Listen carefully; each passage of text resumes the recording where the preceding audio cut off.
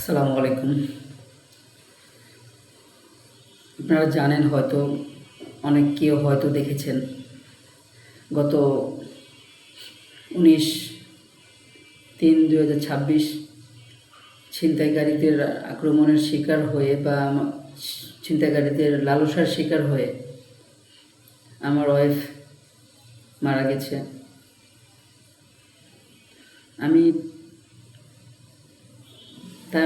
জানি না তার শূন্যতা কী দিয়ে পূরণ করব। কখনো ভাবি নাই আমাকে এইভাবে কথা বলতে হবে। সব কিছু হঠাৎ করেই বদলে গেল, কেন জানি। যে মানুষটা প্রতিদিন আমার সাথে কথা বলতো, যে মানুষটা আমার ভালো মন্দর খেয়াল রাখতো,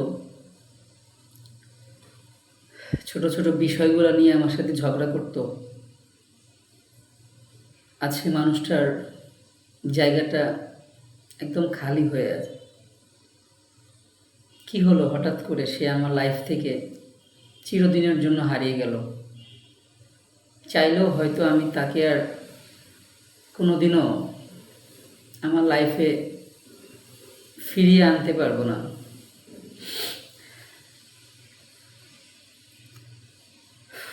ঘরে ঢুকলেই কেমন যেন এখন নীরবতা লাগে। আগে ঘরে আসলে, বাসায় আসলে আমার সাথে রাগারাগি করতো।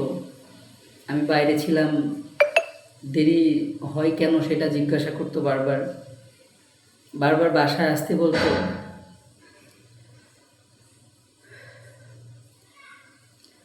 আমি যে বাইরে আছি এই খবরটা বারবার নিত, বারবার জিজ্ঞাসা করতো যে আমি বাসায় কখন আসব।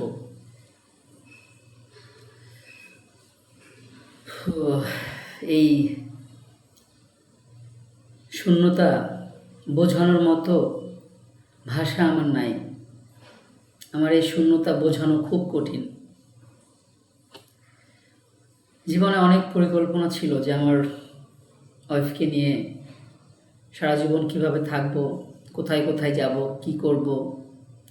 লাইফ নিয়ে পরিকল্পনা ছিল আমাদের একটা সন্তান হবে, আমরা একটা জায়গা রাখবো, বাড়ি করব, ঘর করব, নিজের বিজনেস হবে। সব পরিকল্পনার মাঝে আমি আমার ওয়াইফকে সবসময় ঢাল হয়ে থাকতে দেখেছি। সে মানুষটা যখন আমার কাছ থেকে এভাবে চলে গেছে, কেন জানি মনে হচ্ছে যে আমার অর্ধেক পৃথিবী আমার কাছ থেকে চলে গেছে। বিশ্বাস করতে পারছি না যে আমি আমার প্রিয় মানুষটাকে সারা জীবনের জন্য হারিয়ে ফেলেছি। আজ শুধু একটা কথাই বলতে চাই আপনাদের সবার উদ্দেশ্যে। খুঁটিনাটি বিষয় নিয়ে যারা আমরা ফ্যামিলিতে ঝগড়া করতেছি, খুঁটিনাটি বিষয় নিয়ে যে আমরা রাগারাগি করে দিনের পর দিন ফ্যামিলির সঙ্গে কথা বলি না, ভাই রাগ করে থাকবেন না। আমাদের সময় খুব অল্প। এই অল্প সময়ের মধ্যে কিসের রাগ, কিসের অভিমান? প্রিয় মানুষটার সাথে সময় দিন, প্রিয় মানুষটাকে বোঝেন, তারে বোঝান, তার প্রতিটি মুহূর্ত এনজয় করেন তার সাথে।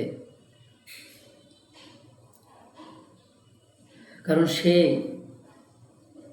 কখন আপনার কাছ থেকে হারিয়ে যাবে এটা কেউ আমরা বলতে পারি না। সবাই আমরা তাই, কে কখন কার কাছ থেকে হারিয়ে যাব কেউ বলতে পারি না আমরা। সবাই আমার ওয়াইফের জন্য দোয়া করবেন। বিধাতা তার কাছে মেহমান হিসাবে তারে নিয়েছে। আল্লাহ যেন তাকে বেহেশতের সর্বোচ্চ স্থান দান করেন, সে যেন অনেক ভালো থাকে। আর আমার জন্য দোয়া করবেন যেন আমি আমার ওয়াইফের এই শূন্যতা নিয়ে সারা জীবন বেঁচে থাকতে পারি। সবাই ভালো থাকবেন। আসসালামু আলাইকুম।